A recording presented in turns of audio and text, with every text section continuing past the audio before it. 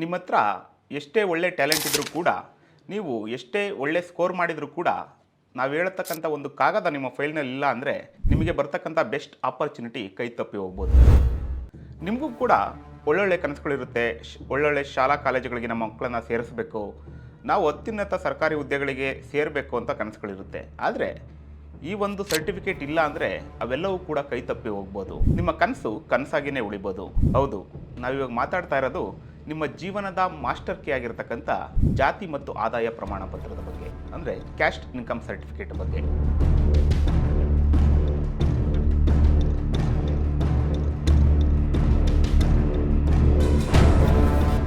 ಈಗ ಶಾಲಾ ಕಾಲೇಜುಗಳಲ್ಲಿ ಅಡ್ಮಿಷನ್ ಎಲ್ಲ ಸ್ಟಾರ್ಟ್ ಆಗಿದೆ. ಸರ್ಕಾರ ಕೂಡ 56,000ಕ್ಕೂ ಹೆಚ್ಚು ಹುದ್ದೆಗಳಿಗೆ ನೋಟಿಫಿಕೇಶನ್ ಮಾಡ್ತೀವಿ ಅಂತ ಹೇಳಿದ್ದಾರೆ.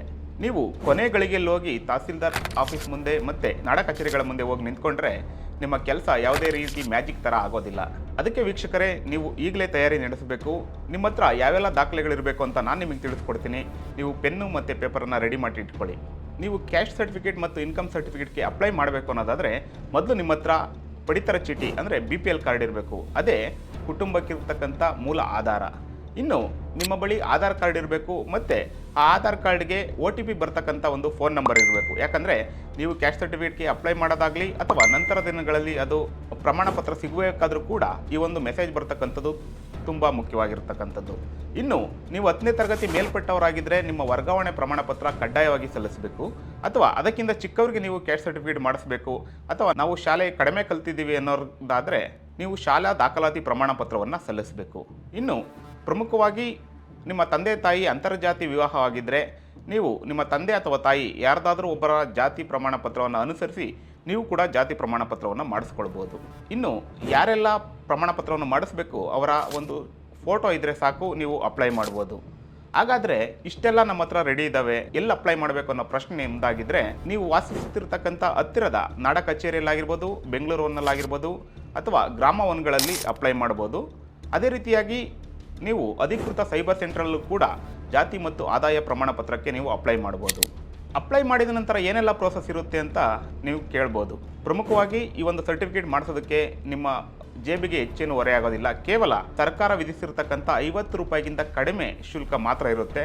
ನೀವು ಅಪ್ಲೈ ಮಾಡಿದ ನಂತರ 21 ದಿನಗಳಲ್ಲಿ ಅಥವಾ ಅದಕ್ಕಿಂತ ಮೊದಲೇ ನಿಮಗೆ ಈ ಒಂದು ಸರ್ಟಿಫಿಕೇಟ್ ಕೈ ಸೇರುತ್ತೆ. ಪ್ರಮುಖವಾಗಿ ನೀವು ಅಪ್ಲೈ ಮಾಡಿದ ನಂತರ ವಿಲೇಜ್ ಅಡ್ಮಿನಿಸ್ಟ್ರೇಟಿವ್ ಆಫೀಸರ್ ಅಂದರೆ ನಿಮ್ಮ ವೃತ್ತದ ಗ್ರಾಮ ಆಡಳಿತ ಅಧಿಕಾರಿಗಳಿಗೆ ನಿಮ್ಮ ದಾಖಲಾತಿಗಳು ರವಾನೆ ಆಗ್ತವೆ. ನಂತರ ಕಂದಾಯ ನಿರೀಕ್ಷಕರು ಚೆಕ್ ಮಾಡ್ತಾರೆ. ಆನಂತರ ಉಪ ತಹಸೀಲ್ದಾರ್, ನಂತರ ತಹಸೀಲ್ದಾರ್ ಗ್ರೇಡ್ 2 ಅವರ ಸಿಗ್ನೇಚರ್ ಒಂದಿಗೆ 21 ದಿನಗಳ ಒಳಗಾಗಿ ನಿಮ್ಮ ಜಾತಿ ಮತ್ತು ಆದಾಯ ಪ್ರಮಾಣ ಪತ್ರ ನಿಮ್ಮ ಕೈ ಸೇರುತ್ತೆ. ವೀಕ್ಷಕರೇ, ಈ ಒಂದು ಜಾತಿ ಮತ್ತು ಆದಾಯ ಪ್ರಮಾಣ ಪತ್ರ ಕೇವಲ ಸ್ಕೂಲಿಗೆ ಸೇರೋದಕ್ಕೆ ಅಥವಾ ಕಾಲೇಜಿಗೆ ಅಡ್ಮಿಷನ್ ಆಗೋದಕ್ಕೆ ಮಾತ್ರ ಅಂತ ಅಂದ್ಕೊಂಡಿದ್ರೆ ಅದು ತಪ್ಪು. ಈ ಒಂದು ಸರ್ಟಿಫಿಕೇಟ್ನ ಪವರ್ ಏನು ಅಂತ ನಿಮಗೆ ಗೊತ್ತಾ? ನೀವು ಶಾಲಾ ಕಾಲೇಜುಗಳಿಗೆ ಸೇರಿದ ನಂತರ ಅಥವಾ ನಿಮ್ಮ ಮಕ್ಕಳೇನಾದರೂ ಶಾಲಾ ಕಾಲೇಜುಗಳಿಗೆ, ಖಾಸಗಿ ಕಾಲೇಜುಗಳಿಗೆ ಸೇರಿದರೆ ಅಥವಾ ಮಾಸ್ಟರ್ಸ್ ಏನಾದರೂ ಮಾಡ್ತಾ ಇದ್ದರೆ, ಉನ್ನತ ವ್ಯಾಸಂಗ ಮಾಡ್ತಾ ಇದ್ದರೆ ಅವರಿಗೆ ಸಾವಿರಾರು ರೂಪಾಯಿ ಸ್ಕಾಲರ್ಶಿಪ್ ಬರುತ್ತೆ. ಅದಕ್ಕೆ ಪ್ರಮುಖ ಕಾರಣ ಜಾತಿ ಮತ್ತು ಆದಾಯ ಪ್ರಮಾಣ ಪತ್ರ ಬೇಕೇ ಬೇಕು. ಇನ್ನು ನೀವು ಮಾಸ್ಟರ್ಸ್ ಮಾಡಿದ್ದೀವಿ, ಪದವಿ ಪೂರೈಸಿದ್ದೀವಿ ಅನ್ನೋದಾದರೆ ಸರ್ಕಾರ ನಡೆಸ್ತಕ್ಕಂಥ ಎಲ್ಲ ನೇಮಕಾತಿಗಳಿಗೂ ಎಲ್ಲ ನೋಟಿಫಿಕೇಷನ್ಗಳಿಗೂ ಕೂಡ ನೀವು ಅಪ್ಲೈ ಮಾಡಬೇಕು. ನೀವು ಸರ್ಕಾರಿ ಕೆಲಸದಲ್ಲಿ ಮೀಸಲಾತಿಯನ್ನು ಪಡೆಯಬೇಕು ಅಂದರೆ ನಿಮ್ಮ ಹತ್ರ ಈ ಒಂದು ಜಾತಿ ಮತ್ತು ಆದಾಯ ಪ್ರಮಾಣ ಪತ್ರ ಕಡ್ಡಾಯವಾಗಿ ಇರಲೇಬೇಕು ಅದರ ಲಾಭವನ್ನು ಪಡೆಯಲಿಕ್ಕೆ. ನೀವೇನಾದರೂ ಸ್ವಂತ ಬಿಸ್ನೆಸ್ ಮಾಡ್ತೀರಾ ಅಥವಾ ರಾಜ್ಯದ ವಿವಿಧ ನಿಗಮ ಮಂಡಳಿಗಳಿಂದ ಸಿಗ್ತಕ್ಕಂಥ ಸೌಲಭ್ಯಗಳು ನಿಮಗೆ ಸಿಗಬೇಕಾ? ಉದಾಹರಣೆಗೆ ನೀವು ಪಶುಪಾಲನೆ ಮಾಡ್ತೀರಾ, ಕುರಿ ಅಥವಾ ಮೇಕೆ ಸಾಕಾಣಿಕೆ ಮಾಡ್ತೀರಾ ಅಥವಾ ಸ್ವಯಂ ಉದ್ಯೋಗ ನಡೆಸ್ತೀರಾ, ಇದಕ್ಕೆಲ್ಲ ಕೂಡ ಸಬ್ಸಿಡಿ ಸಹಿತವಾಗಿ ಇಂತಿಷ್ಟು ಸಾಲವನ್ನು ಸರ್ಕಾರ ನೀಡುತ್ತೆ ಮತ್ತು ನಿಗಮ ಮಂಡಳಿಗಳು ನೀಡುತ್ತವೆ. ಅದಕ್ಕೆ ಸಲ್ಲಿಸಬೇಕಾದ್ರೆ ನೀವು ಪರಿಶಿಷ್ಟ ಜಾತಿ ಆಗಿರಿ, ಪರಿಶಿಷ್ಟ ಪಂಗಡ ಆಗಿರಿ ಅಥವಾ OBC ಯಾರೇ ಆಗಿದ್ರೂ ಕೂಡ ನಿಮಗೆ ಜಾತಿ ಮತ್ತು ಆದಾಯ ಪ್ರಮಾಣ ಪತ್ರ ಕಡ್ಡಾಯವಾಗಿ ಬೇಕೇ ಬೇಕು. ಇನ್ನು ಸರ್ಕಾರದ ಸೌಲಭ್ಯಗಳನ್ನು ಪಡೆಯೋದಕ್ಕೆ ಇತ್ತೀಚಿನ ದಿನಗಳಲ್ಲಿ ಗೃಹಲಕ್ಷ್ಮಿ ಯೋಜನೆ ಮತ್ತು ಗೃಹ ಜ್ಯೋತಿ ಯೋಜನೆಗೂ ಕೂಡ ನಿಮ್ಮ ಹತ್ರ ಜಾತಿ ಮತ್ತು ಆದಾಯ ಪ್ರಮಾಣ ಪತ್ರ ಕಡ್ಡಾಯವಾಗಿ ಇದ್ದರೆ ಮಾತ್ರ ನೀವು ಈ ಒಂದು ಸ್ಕೀಮ್ಗಳನ್ನು ಪಡಿಬೋದು. ಇನ್ನು ನಿಮ್ಮ ಸ್ವಂತ ಮನೆ ಏನಾದರೂ ಕಟ್ಟಿಸಬೇಕಾ? ಹಾಗಿದ್ದರೆ ಡಾಕ್ಟರ್ BR ಅಂಬೇಡ್ಕರ್ ವಸತಿ ಯೋಜನೆ ಆಗಿರ್ಬೋದು, ಬಸವ ವಸತಿ ಯೋಜನೆ ಆಗಿರ್ಬೋದು, ಇಂದಿರಾ ಆವಾಸ್ ಯೋಜನೆ ಆಗಿರ್ಬೋದು, ಇದೆಲ್ಲದಕ್ಕೂ ಕೂಡ ನಿಮ್ಮ ಜಾತಿ ಮತ್ತು ಆದಾಯ ಪ್ರಮಾಣ ಪತ್ರ ಕಡ್ಡಾಯವಾಗಿ ಬೇಕೇ ಬೇಕು. ಇದರಿಂದ ನೀವು ಗ್ರಾಮ ಪಂಚಾಯಿತಿಗಳಲ್ಲಾಗಿರ್ಬೋದು ಅಥವಾ ಸ್ಥಳೀಯ ಸಂಸ್ಥೆಗಳಿಂದ ಸಿಗ್ತಕ್ಕಂಥ ಸಬ್ಸಿಡಿ ಸಾಲವನ್ನು ನೀವು ಪಡಿಬೋದು. ನೋಡಿದ್ರಲ್ಲ ವೀಕ್ಷಕರೇ, ಇನ್ನು ಯಾವುದೇ ಕಾರಣಕ್ಕೂ ಕೂಡ ಈ ಒಂದು ಟೈಮನ್ನು ವೇಸ್ಟ್ ಮಾಡಬೇಡಿ. ನಿಮ್ಮ ಹಾಗೂ ನಿಮ್ಮ ಮಕ್ಕಳ ಭವಿಷ್ಯದ ದೃಷ್ಟಿಯಿಂದ ಹಿಂದೆ ಹೋಗಿ ನಿಮ್ಮ ಹತ್ತಿರದ ನಾಡ ಕಚೇರಿ ಆಗಿರ್ಬೋದು, ಬೆಂಗಳೂರು ಒನ್ ಅಥವಾ ಗ್ರಾಮ ಒನ್ಗಳಲ್ಲಿ ಈ ಒಂದು ಅಪ್ಲಿಕೇಶನನ್ನು ಹಾಕಿ ಕ್ಯಾಸ್ಟ್ ಸರ್ಟಿಫಿಕೇಟನ್ನು ಪಡೆಯಿರಿ.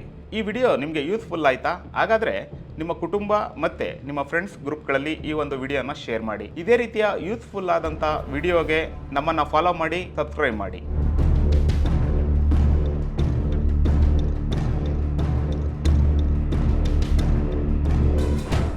ಹೆಚ್ಚಿನ ಸುದ್ದಿ ಅಪ್ಡೇಟ್ಗೆ ಈಗಲೇ the federal Karnataka YouTube page ಅನ್ನು ಸಬ್ಸ್ಕ್ರೈಬ್ ಮಾಡಿ.